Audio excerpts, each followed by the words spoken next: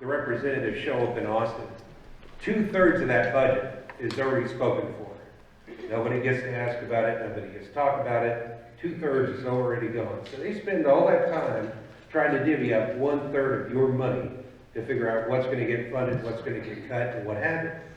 All right? So I would say, and remember you all get the same question, elected to this office next session,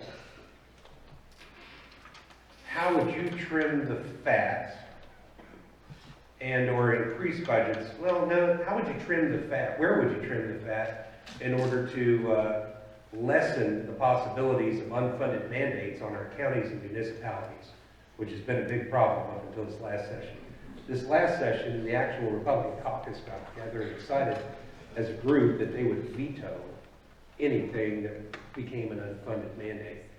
It kind of worked because there were some earmarks in the background that eventually turned into unfunded mandates. But what are you going to do to trim the fat and mitigate our risk of unfunded mandates? I sit on Appropriations Committee, which is the most powerful committee in the House. I sit on Article 2, which deals with health, human services, that sort of thing. Now, we run very tight, we run very lean. And the best way to trim fat down there is with our Sunset Commission that looks at every speck of the government, decides, does this piece of government, does this regulation, does this bureaucracy even need to exist? Or can we just wipe it off the books this time? And when you're talking about the entire budget for our state, we run one of the leanest budgets already on a per capita basis compared to any other state in the country. That's why we have no personal income tax. We're not spending that much money that we have to have a personal income tax like so many other states do. I'm sorry, were you? No, you're good. You're good. Oh, sorry.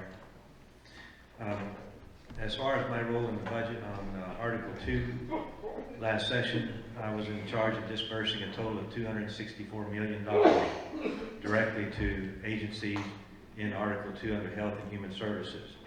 And we make sure that that money is spent well on kids, on services for senior citizens, for families, and we think we do a good job that way.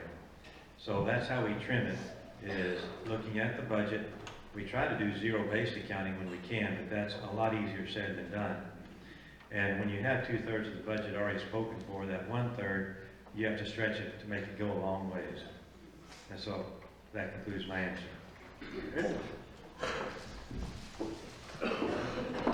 Okay, so if I remember right, the latest state budget was approximately $250 billion.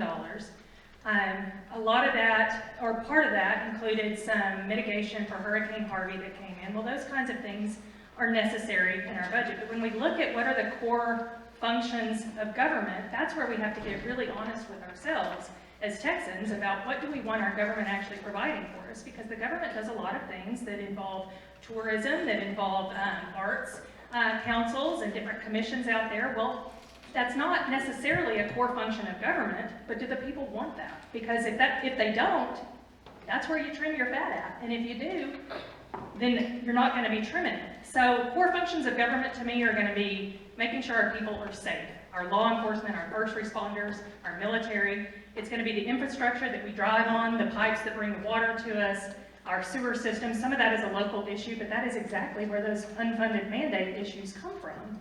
And the legislature in Austin has gotten really good and really into the habit of telling Texans that, you know, we're maintaining a budget that's under population growth plus inflation. Meanwhile, they're sending requirements down to our counties and our cities and our ISDs that force those local governments to raise our taxes on us. And that's where we feel it the most. So the critical point at which we trim or we provide that tax relief for people has got to come in between what happens down in Austin and what happens with our local jurisdictions. I think that the more local control that we have, the better. Because I don't know about y'all, but I like it that I can go down easily and visit with my county commissioners and my county judge and my superintendent and my board of trustees and my city council and my mayor about what's going on in the budget. Where are those touch points that perhaps we could be more efficient? It's a whole lot harder to get down to Austin and have that conversation with 150 different bureaucrats in the House. So, and thank you.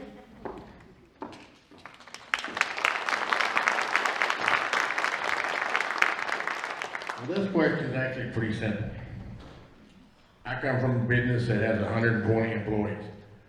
It's simple management. We have to take out the special interest and get rid of the junk. I mean, let's get real, y'all. We have so much waste, so much unnecessary. It needs to be simplified.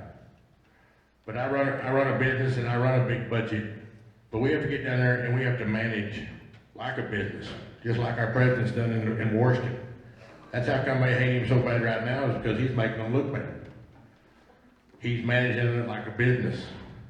I have experience in that. With people, relationships, with money, with big budgets. But we have to trim the fat by simplifying things. Things have gotten so complicated on all different levels, from the local to the state to even the federal. But we just have to simplify things and manage. Thank you. Ms. Lawson, you're